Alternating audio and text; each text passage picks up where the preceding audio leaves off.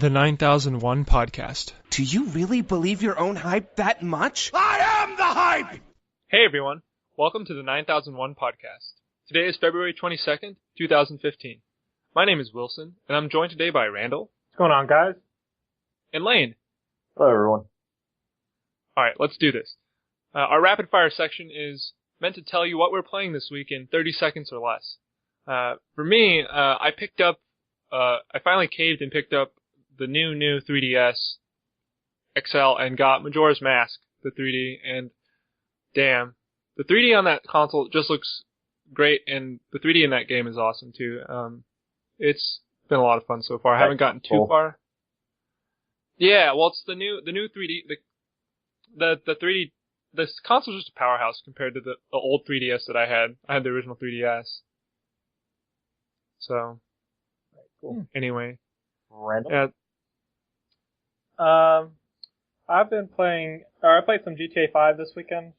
A buddy of mine named David, if y'all listen to our old podcast, y'all know who he is. He never really got to play the story too much, and it was one of my favorite games for the story, like, outside of most GTA 5 games where the main draw is just, like, obviously, fuck around. And, yeah, we've been playing that some this weekend. We had a good time. Got it on PS4. Looks really great. That's about it. Yeah, cool. I've been playing a lot of Destiny again, but I've been playing pretty specifically and pretty much only this week, other than the raids. I've been playing the Iron Banner event. And for those of you who don't know, it's basically where all of your gear and weapons mean more, like your attack ratings and your defense ratings mean how strong you are in multiplayer, which is obviously not typically true of most games. Most games are balanced across the board. Iron Banner, I've done it like 4 or 5 times now, and for some reason this time's just been way more fun than the others. No idea why, but been having a good time with it. And you just have better gear than everyone, so you're just crushing them. Yeah, I'm actually doing really well. I went in as a 29, the max level is 32. That's a pretty big deficit, but I destroyed pretty hard sometimes. It's a confidence boost. I feel like if I come back to play Destiny, I'll just get completely shit on. So. Probably. I mean, what level did you even stop at? Like 22, so. Yeah. You're only 10 light levels behind at this point. That's a lot of armor to make up. Yeah, well, anyway, moving on to the release of the week. A game that came out this week that had been on a lot of people's radar, I think, was The Order 1866. So, the game's been released, and it's... Wait, well, Order 1886, bro. Change that. Get to it. Damn. Oh, man. I can't even speak today. Yeah. Alright, yeah, 1886. Jesus, dude. I think it's because I called it the Order 1996 in, like, when I typed it earlier at some point. And 1996? Yeah. Jesus That'd be Christ, a different dude. game. Alright, well, anyway. So, the game's caught some flack, I think, because it's had a pretty short actual playthrough, like, critical playthrough of, like, 5 hours. 5 to 6 hours, yeah. Damn, that's interesting, you know, like, if you're paying $60 for a game. Yeah. And, from what I've heard, it has no substantial replayability. Its main selling point seems to be that it's a technical marvel of sorts. It's a very good looking game, and it's very detailed, and the world seems pretty rich, but it's not really that interesting to play, I guess. It's sort of an amalgamation of all the other third-person shooters ever of all time, from what I've seen. I'm sure I'll pick it up eventually. I think, I'm not gonna buy it. The price is too steep for me to take a risk on it, obviously. But I think I'm gonna watch some playthroughs of it, or a playthrough, probably find a really good one on YouTube or something. Hopefully with someone not commentating on it so I can just enjoy the game for what it is. Cause, you know, sometimes that can some people really just, you know, go fucking gung-ho on that shit. What about mouth breathing? Well, you're good at that. That's not something I want to hear. Well, I'm just saying, would you trade out mouth breathing for shitty commentary? No, dude. I feel like someone's like behind me the whole time. Alright, well, you had your chance. But so the game actually has 65 on Metacritic. Mm-hmm. Yeah, I mean, that's a little higher than I even thought it would be, considering some yeah, people me too, actually. But it seems like some of these reviews are in the 90s almost. I think that the game maybe isn't that bad, honestly. It's mostly the length is an issue. Yeah. Which, hold on, that's a fair point though. When people talk about how the quality is so good, you don't pay $60 for a product that lasts you that short of a time. Yeah. You know what I mean? Like if they want to release a product so short or make a game like that, then you have to drop the price. You see games do that all the time when they're shorter or smaller kind of projects, right? Well, they probably still put, like the typical amount of resources into the game for like a AAA release. So, yeah, I don't know. I don't know how a AAA release can be that short. It seems like they must have been working on multiple projects and had issues, possibly deciding. Or maybe on they just didn't have a whole lot to write for it. I mean, who knows? The really consistent thing I see in most reviews is that it's an insanely good looking game. And it really is. It looks fantastic. But, yeah. From other things, it seems like the story might have suffered a little bit. So that's understandable if it's a 5 to 6 hour game. Yeah. Yeah, it sounds like they may have just gotten warmed up in creating such a great world and maybe just didn't have time to really go any farther with it and had to release the game. And the thing about a good looking game is like, you can have like small areas look really good and it's not very hard on like a game engine, right? If you have a small room and that small room looks really good, it's okay. But if you have like, an entire, city and it looks really good, that's really hard on the system. So I'm betting that I haven't played the game, so I can't say for sure. I'm betting that a lot of the environments that you're in are just really small areas that, don't have a lot to them to let them have these really great graphics. Because that's how that works. I mean, that makes sense. I mean, it seems like from what I've read, it's a pretty linear experience. So, yeah. I mean, even if there is a larger area, I imagine it's been preened so that you can't, go out and see every little edge, nook, and cranny. Yeah. So, anyway, I think it does bring up an interesting point that, the $60 price point may not be suitable for every single release. And I wonder if we will start seeing more, $40, $30 price points for games, if that means like they're going to double their sales, or triple their sales rather. I seriously doubt it, to be honest, because they'd have to do exactly what you just said right there. They'd have to double or triple their sales, or majorly cut cost development. Yeah. Right. They still have to advertise just as much. Yeah, they've got to trade off somewhere, and developers are less and less willing to do that these days. I feel we're about to get in some deep crap, so we need to stop ourselves right here. But I feel like we're maybe coming out the other end of pushing and pulling everything you can out of a game until it literally cracks. And we had that with Master Chief Collection. I know Little Big Planet's had that.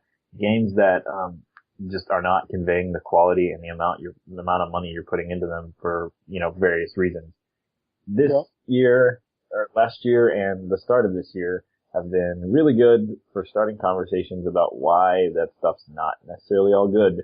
So I think we may have hopefully drove home a little bit of the point that things need to change a tad, but we won't even be able to tell for now, so we're just gonna roll with it. Yeah. And I guess just to kind of wrap this up is that it's cool to see, a game like this actually get released too, right? Because they're delivering on, seems like a pretty solid world, even if, it's not the most different idea out there in the world, right? Yeah. It seems like they executed what they wanted. Yeah. Outside of the game just being a little shorter than, most $60 experiences. And that seems like an inhibitor for people to actually buy the game. Mm-hmm. So, one thing we want to start doing, at least for this week and the next several weeks, is report on the League of Legends LCS. This is basically weekly matches that go on between all of the professional League of Legends teams. And in particular, we're going to be looking at North America and EU. There are LCS divisions like all over the world. I mean, there's Brazil, there's Asia. It's not just limited to NA or EU, but these are the ones that we tend to follow with most because we are all active in Fantasy League. So, Yep. Fantasy LCS. People play League of Legends and earn points for us and make us feel better. That's right. Pretty much. Well, So I think the first thing I want to talk about real quick is with today's wins and losses. I don't know if either of y'all saw this, but if Gravity today had beaten Team Impulse, North America and EU would have had the exact same standings, like 10 teams with the exact same win losses across the board. Yeah, it would have been everybody had an equal across the other side. It would have been pretty cool. But Team Impulse just had to beat Gravity, and everybody was sad. Looks like it. That is sad. I just found that out. Let's take a moment of silence for my fallen comrades. Comrades. It's M5 Reborn. Yeah. Oh gosh. Anyway, so how did y'all's fantasy week go? Terrible. I'm really sad right now. What? Didn't you win by 1 point in one of your leagues? I won all of my leagues except like the big one. Oh yeah. I really needed to win this week, honestly. Oh man, because you have 3 Gravity players. I didn't even notice that. Yeah. Damn. I have 3 Gravity players next week, they all too. came okay. Yeah. Well, dang. I mean, I think they'll do better next week. I'm not worried about them. I just think it's interesting. Go ahead. It's like, I was gonna say, Gambit has just like come out of the fucking woodwork. Oh yeah, dude, I picked like all of them up on all of my teams. Dude, you have 70 points off of freaking Diamond Procs. What? Yeah, the Diamond key. Then I have Pinoy also on most of my teams, I think. I mean, even Edward put out 59 points this week. I have Pinoy on all my teams. That's OP. Edward put out like 9 points week 1. And I dropped Pinoy, but I have Steelback, so good consolation prize. No, you're fine. Because even though they lost the game, still put up points. How about that Element? I mean, Gambit's still a bit of a risk pick, honestly. In a lot of ways. Like, they're good, but... They're good, and yeah, I mean, just because they've won 5 times directly straight in a row doesn't mean that they're gonna... That is crazy, though, isn't it? It makes you wonder. I mean, and they've beaten some of the best teams in EU, so... I mean, they beat the best teams in EU, right? Right, well, it means they are one of the best teams now. Yeah. Like, in terms of, like, recent events. Yeah, that's crazy. Which is really what matters, right? Like, sometimes in the LCS, like, the team will dominate the first couple of weeks and then, like, fall into, obscurity. That's so insane. Like, Elements has this week really bad. Elements is a weird team. Basically, this team of League of Legends players, like, every individual on the team has either, like, seen a lot of play or is, like, a seriously talented player. I think there must be some huge ego clashing going on. I feel like part of it was probably Wicked being a really aggressive top laner and Reckless and Froggen being more passive players. Yeah. Yeah, but then they switched out Kevin this week, which, by the way, I picked him up, like, immediately because I had him on my fantasy league last year and he did really well for me. Yeah, that didn't pan out for them. I think he went like 0-5 in his second game. Yeah, so, it was pretty... I'm giving him one more week, and then he's hitting the curb. He was a fantasy Goliath last season. Yeah, he got me a lot of points. Did you pick up Freddy after I dropped Tim Lane? No, I didn't. Did somebody else? Oh, maybe that's... I might be getting my teams mixed up, actually. Oh, I saw Freddy get dropped in another league.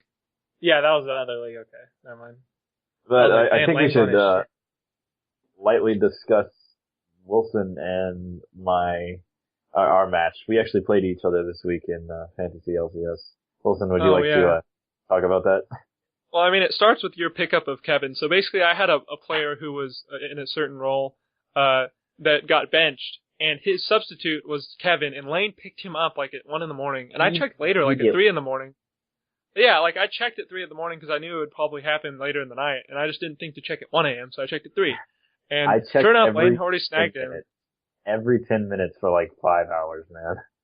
The good news about that is that Lane's pick like didn't play out at all, and like Kevin scored like 19 points for the week, which is not good at all. It's less than normally what half of like a decent player will score. And Wilson's top scored about 50 points, so he really beat me out on that. But Elements overall didn't pan out, and Wilson has a couple of them. He has Reckless and Shook, and so he got docked points there. Smithy came up big for me in the jungle, and Steelback always performs. So I actually doubled your points in the 80 carry with Steelback. Yeah, it's not great. And also, if you're hearing a bunch of names that you don't know, don't worry about it. These are all just different League of Legends players' names. Like Reckless has like the craziest spelling for his name. Reckles. Yeah, it's spelled. It's Reckles. I think it's Reckles too, but then they stopped saying it Reckles like halfway through his first season and started calling him Reckless. So I did too. I guess they might have talked to him. He might have been like, guys, it's Reckless. Just spell it out. Rekkles. That's... There you go. His name is Rekkles. That's like asking for the hold on the reckless. Yeah, dude, You can't even say ass, that. dude. I don't play that. Reckless. Well, Wilson, my match with Wilson came down to, the last game. I was actually behind about 30 points, and it was TSM versus who? Who were they playing? Do you remember? Cloud9? Oh, No. they were playing Liquid. I actually thought they were going to Yeah, lose, there but we they go. were playing Team Liquid, and they did lose. They lost pretty badly, but it was a bloodbath. And even though I don't have him, I have Bjergsen and Lustboy, which are the mid and support.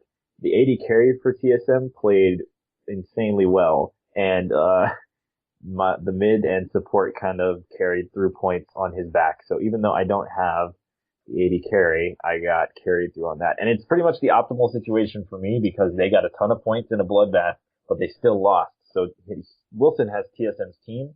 Since they lost, they don't really get much in the way of points, but they killed a lot of people, so I get a lot of points. That was the perfect storm, I guess, almost. Yeah, it wasn't great for me. I'm not mad though. I mean, I feel like I have a pretty heavy investment in both Elements and Fnatic, and they had really rough weeks, unfortunately, which is weird. They normally don't. At least both of them. So I've got a lot. And TSM. Yeah, I think it's weird though. I personally think that the fantasy system needs to kind of be overhauled. I think that it's not like the strongest like system design in the world, and it could be like fleshed out a lot more to really reward different styles of play. Yeah, I think so too. Yeah, and it's a lot more like, in a lot of ways, it's more complex than like football is, I guess.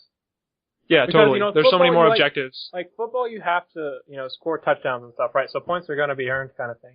But in League, you don't have to get kills or anything, really. And, it's not an exact equivalence because, you get other objectives like towers and stuff. But, when it comes to like the individual players, a lot less goes on, I think, sometimes in League of Legends, or can, and it doesn't really reflect how well a team does. Yeah, Yep, I mean, I agree. Fair.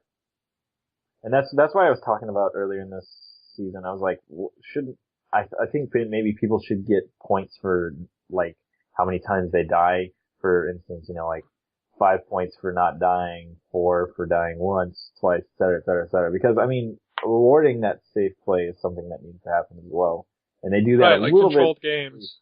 But yeah, and that's where Elements seem to shine mostly, but they've been pulling out points the other weeks, so the weeks that they were winning.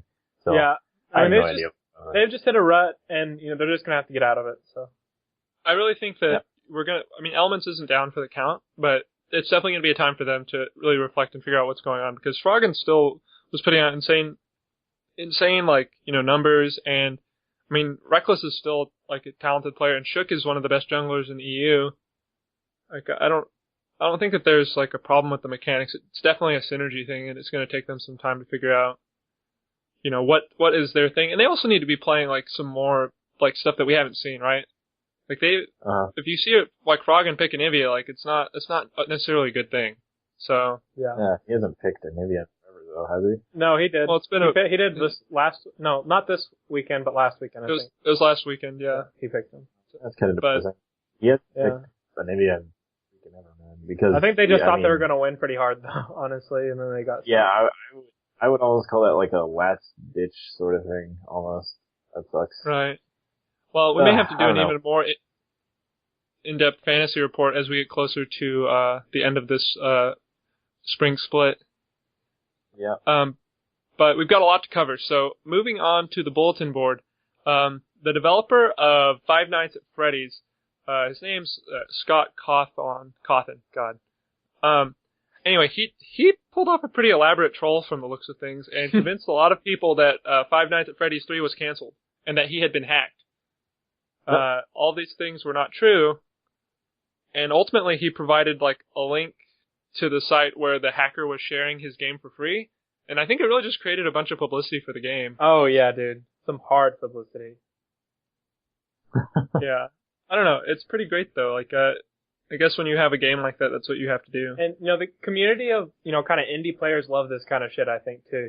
Just really kind of troll, funny, Goose hunts. And, relatable devs, right? That's something I think a lot of people who buy indie stuff really like, is that, the people making these games are just other people that enjoy shit like you enjoy shit, right? And that's something you can enjoy, like, outside of the game that you buy itself, Yeah. Yeah, that's an interesting point. I really don't know anything about Five Nights at Freddy's, to be totally honest. I never played it. Oh, really? It's a horror game. I mean, it's a horror game, and it's basically like You work at Chuck E. Cheese's. Yeah, you work at like a really shitty Chuck E. Cheese's, and it's scary as fuck. And they're like Chuck E. Cheese. possessed, like little. Okay, so you know there's like animatronics. Animatronic Chuck E. is Lane at Chuck E. Cheese's. Yes. Lane. Yeah. They have like a bunch of those basically, not Chucky obviously, but like a bunch of fucking people. Yeah. And like there's like a bear and shit, and like you're like trying to keep tabs on them, and basically like you're trying to stay alive. You're a security officer. You're a security officer trying to stay alive until the night's over, and basically like you have to watch like the cameras and stuff and see like where these different guys are. And there's only so much electricity you have, so like you can't like hide from them for too long, or you run out of electricity and die anyway. And basically you're just like watching, you're just like keeping tabs, and it's really simple, but it gets your blood pumping because you don't want to get fucking caught by this animatronic bear who wants to beat your shit. So hell. Anyway, murder, bro. It was a huge hit, the original one, and the second one came out kind of quickly afterwards, but this one's been taking a lot more time. Obviously, I'm sure there's just more excitement, more money, and generally the developers been able to kind of lay back a little bit. So anyway, this is just another development in that saga. So Markiplier, who's a pretty famous YouTuber, if you haven't heard of him, has done this pretty crazy crowdfunding effort in support to benefit the Depression and Bipolar Support Alliance. Basically, he has this, he's been playing a bunch of Super Mario, what was he playing? I forgot exactly what he was playing. Probably 64, that's like the big one that's run. I would bet, I'm not sure, but basically it was a huge GoFundMe, in support of these communication disorders, and I think that it's something that doesn't get a lot of attention typically, in terms of, causes to benefit out there. Yeah, definitely. And it's pretty cool to see him take this basically upon himself. I don't really feel like there was any outside motivation for this besides him just being like a damn good individual. Yeah, I mean, I think this is,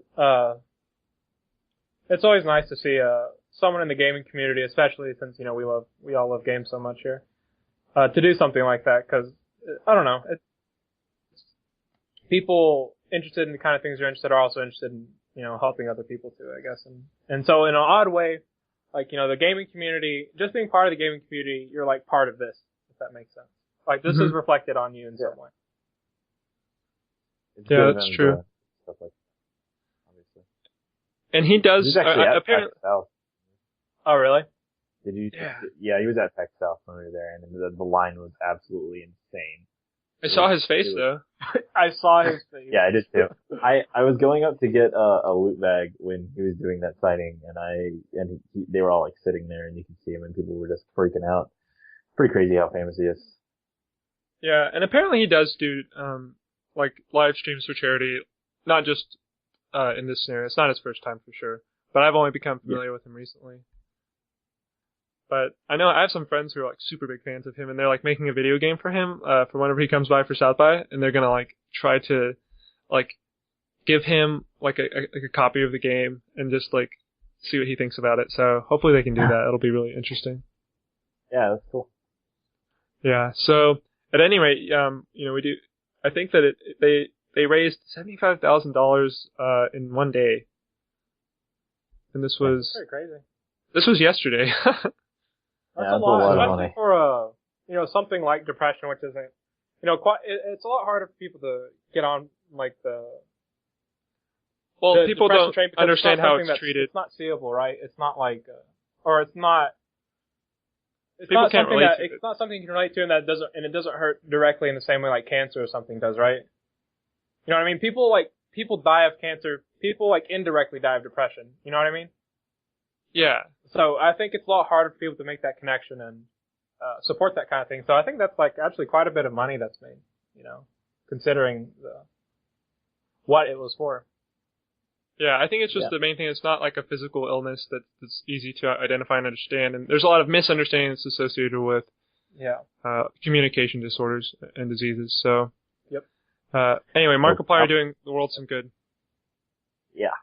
Let's get this boat rolling. We got more shit to talk about. More stuff. Oh, yeah. So Kanye West is making a video game. If he hasn't done everything, he's not happy. So, yeah, he's making a game kind of based on his latest single called Only One. The game is produced with the video is the song itself is produced with Paul McCartney. Yeah. Yes. Yeah. And I think the song itself is a tribute to his mother, his late mother. Yeah. Sort of. It's what the song is at least as he described it. He doesn't remember writing it, but he said he feels like his mother sort of flowed through him into the words when he was writing it. He thinks, and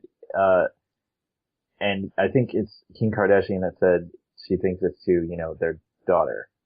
They have a daughter, right? It's daughter. Yeah, they just recently had a I know daughter. they have a kid, but it's a daughter. Okay, yeah. Northwest. Yeah, Northwest. That's what it said. Yeah, Northwest. Yeah, Oh, so God.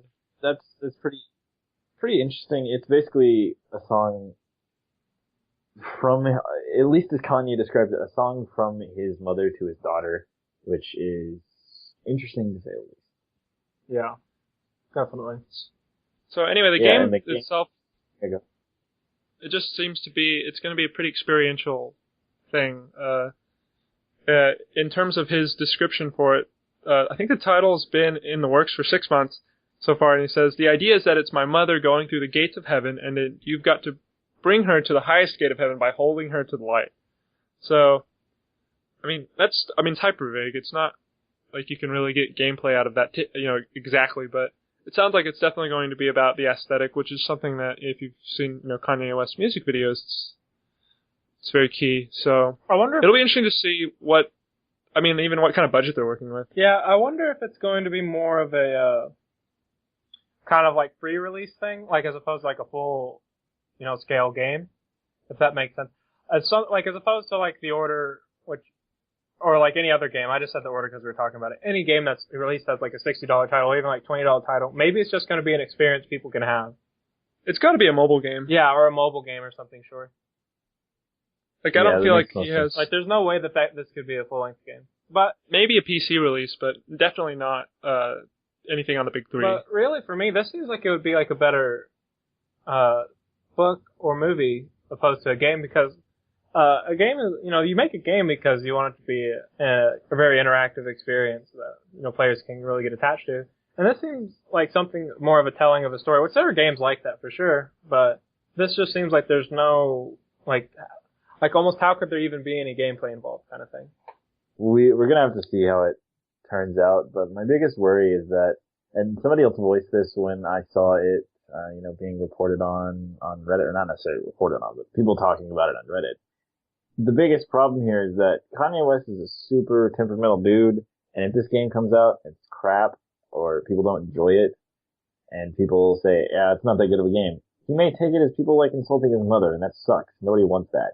But it's Kanye West. He's bound to not fully understand what people are saying. If, he involves the idea of his mother in a video game, that's probably a bad way to get attached to something that might not necessarily be good.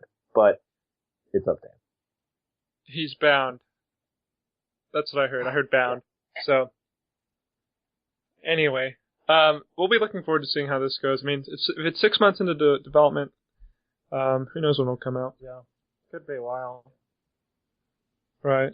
Well, our last item on the list here on the bulletin board is a little bit of a news flurry about The Last Guardian, which is the spiritual successor to Shadow of the Colossus and Ico. This is a game that has been, reanimated time and time again.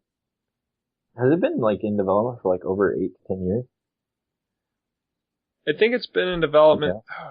I don't know how long it's truly been in development, but basically it was announced in 2009, and I feel like the past few years, it's like they've said, oh, it's like we're still working on it, but because basically the trademark will expire every year, so it's basically, there was a story that went around recently that said that Last Guardian expired, the trademark expired, so maybe the game's not being worked on, and then Sony came forward and said that they're not abandoning the game. The game still exists and is definitely not dead. Yeah. So I don't know. Gotta wonder what's going on. At this point, I've stopped investing any kind of emotional attachment to it. Whatever happens, happens. I've just stopped caring. How can you like drag a game on this long and just expect like an audience to like kind of keep with it? I'm just almost not interested anymore. I wonder. So I mean, is that team still operating like in the black? Are they getting paid? I have no idea what's going on. I guess Sony has. That was a conversation that I saw go through on. I don't remember what it was. I'll see if I can find it. But the person theorized that it was not a huge team, obviously, and Sony pulls in money from other places so that they can keep this place running for a relatively low cost, and that I mean basically it's their name running it through at this point. I mean, I imagine if this isn't good, if this game comes out and it's not worth it at all, then they'll probably have some issues with keeping the team around. But you gotta imagine that they have something, at least some sort of something substantial to show. Otherwise, this game may not exist anymore. This is such a weird situation.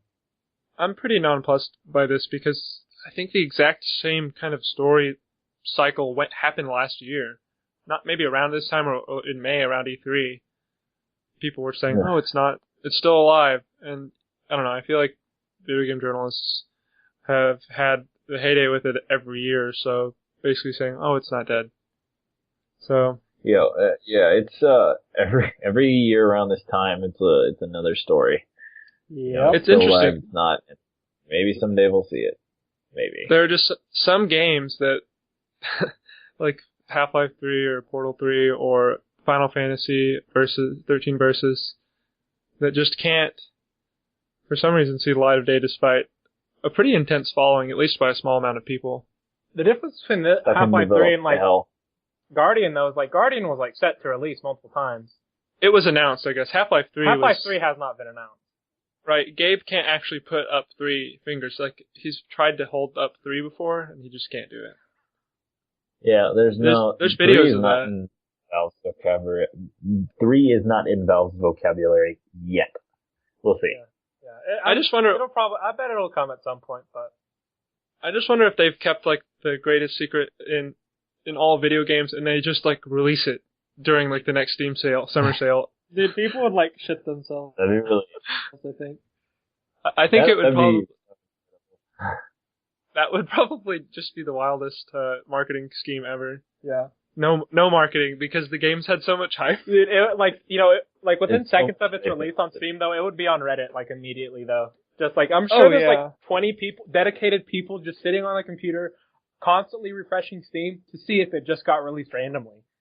Well, I'm sure there are bots that are like trolling the internet for that too. Yeah. At any rate, we have to move into the 9001 discussion. Yep. So this week is a bit of a continuation from a topic that we covered last week. We were talking about this limited edition Zelda console.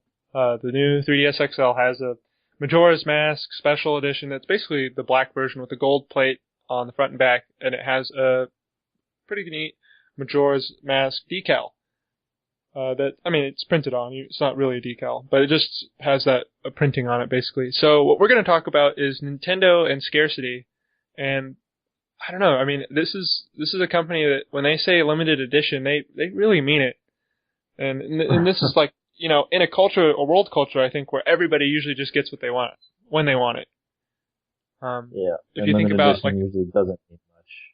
Yeah. I mean, outside of like, I don't know, maybe like World of Warcraft limited edition games, and even then you can still get the collector's edition of any WoW game, but at least at the time that it goes out, for the most part. But even without a pre-order, I think, Nintendo like has people camping out on like, maybe not monthly basis, but at least every other month for an amiibo. I know my local Best Buy had people camping out at 4 a.m. for the Meta Knight amiibo that came out a couple days ago. Yeah, and I kind of wanted Meta Knight too, so I don't even know if I'm going to be able to get that ever. seems sort of prohibitive that they're trying to make this thing that is sort of almost a catalyst for, not necessarily a catalyst, but like an extension or like a continuation of this universe, the Smash Brothers universe. It's literally like just an extra piece of hype from this little universe. It's almost like a fan service piece. And it's being absolutely cut off at the knees. You're letting so few people get to these things that they're actually going to be collector's items before they even hit the 1 month old mark. It's crazy that they would make essentially a fan service piece for that. Well, specifically with the amiibos, I think the problem with amiibos is that they're not necessary, obviously. Nothing in games is necessary. But, like, to get, like, the experience of amiibos, they are necessary, and you can't even get them sometimes, right? Well, and if you do get them, you may not want to open them. So I think that's the problem with them. You can't have collectibles that are also necessary for, parts of gameplay. It's a weird trade-off. It's something that you don't see a lot of. That doesn't make sense. Honestly, I honestly think they should have just made the amiibos, or like that. They should have made figures of amiibos maybe, but like limited edition versions, so then people could still get like the amiibo of like their favorite character, but then there's like a limited one that was really cool or something. That way people felt like they, people could get their amiibo that they want. They could get their Link amiibo so they can have it. I think it would be also interesting if they had less, I don't know, maybe worse packaging. So that way it encouraged people to use them? Worse packaging. I don't know, if they just had like, a cardboard. Well, so cardboard. It disintegrates like after 3 days. No, I'm just thinking like a little cardboard top stapled with plastic. God. So literally just so they could be busted out and lose value. Well, yeah, I don't know. It seems like there are some flippers flippers are the people, if you are a scalper, you call yourself a flipper, and if you're a person who is not a flipper, then you call them scalpers. Anyway, I call them scalpers because I don't flip shit. But, I do flip tables. But anyway, I think a lot of scalpers are just, like, smiling really big every time Nintendo has an announce for anything. If they've got it figured out how to either, do the pre-order before everyone else, or they got someone on the inside. Right. Or maybe they are on the inside and they just are a manager at Best Buy or GameStop and, are doing some scary things. Scary I don't know. Things. What? I don't know. I mean, like, I was on the flipping subreddit the other day and people, like, seem to be pretty happy with how things are going with Nintendo. And I think part of this... would be. Nintendo's making so many people so much money. I just feel like Nintendo could make a little... Like, I know, like, it's cool. It's really... I think I actually admire that, that limited edition actually means that you're probably not going to get it. That's interesting. I think that that's something we've lost in, our world kind of consumerism culture, for the most part. But I think that it's to the point that Nintendo's kind of, like, shooting themselves in the foot a little bit. Like, I think they could loosen it just a little bit. Yeah. And they'd do well Do you think they meant to necessarily shoot themselves in the foot or do you think they meant to play this exclusivity game this hard? Do you think they meant to go this hard with it? I do want to qualify actually some of the stuff we've been talking about. There is a port strike going on the West Coast, and it's actually affecting a lot of ports in the United States in general. So there are some workers and companies at a bit of a disagreement for, I think, some wages that haven't been paid for holidays. And so a lot of ships are actually floating on the West Coast right now with Nintendo product. So that may be a bit of an extra drain or constraint that we need to consider when we discuss this, that there is some product that maybe just hasn't been released yet. Yeah, that's fair. And that includes 3DSs. I mean, that's true, but I don't think that, I'm sorry, lost my train of thought. I don't think that will change it, like, significantly, though. Like, I think, like, that just would have meant, like, a ton more of, like, certain people would have bought it, basically. I think there is a track record of Nintendo doing a lot of exclusives and special releases outside of the United States. You'll see the UK get some stuff. Obviously, Japan gets the most interesting special editions, really cool what have you. And then the UK will kind of get a diffused version of all of that. And then the United States just seems to get really just whatever Nintendo wants to throw at them, whatever's left. We get really basic bit shit. That's the way I see it. Like, I think the most notable U.S. exclusive that comes to mind was the purple 3DS that came out in conjunction with, I think it was the Olympics or some sporting event. And that was a purple 3DS. And there was an original 3DS. And that, I think, was the only thing that the US has had exclusive recently that I can remember that was very different. I never even heard of that thing. Maybe there's been some other stuff, but that's the one that comes to mind. And yeah, I don't know. This $200 Majora's Mask console is selling for some pretty crazy numbers on eBay. Of course, some of these numbers are inflated. People didn't actually spend $5,100 on a Majora's Mask console. That was somebody blowing up the sale and then not paying. Unless they paid, in which case that made one scalper extremely happy. But I think the going price is more like $400 to $800, which is still pretty crazy. Yeah, I mean, is it $200? It's $200. Yeah, I mean that's it was. Yeah, it was. But yeah, that's pretty insane. I actually just wonder if there are any actually sitting on any shelves in the United States right now. There probably is, like in some kind of like like they're like it's like a town, but it's technically a city, and they have a Walmart. You know what I mean? And like there's like a couple sit in there, I bet. No, I think a scalper would have ridden out to check it out. Maybe. Yeah, scalpers are pretty dedicated people, so who knows? I think the thing is, if you are a scalper, you don't just do Nintendo products. You don't even care. You have a few things that you have a domain on, and you kind of scalp those things. Maybe. And you always have inventory. You have to work. Like, it's not like you're just focusing on Nintendo stuff. Although if Nintendo stuff's selling, then you're going to be more weary of that and be like, well, if I can pick up a few amiibos, I'll make some easy money. Or maybe like somewhere in like Wyoming or some really like small populated state, you know, there'd be something there. So this is more of a compliment on how consumer based we are, and how much scalping can affect things, or just reselling or exclusivity. Pretty crazy.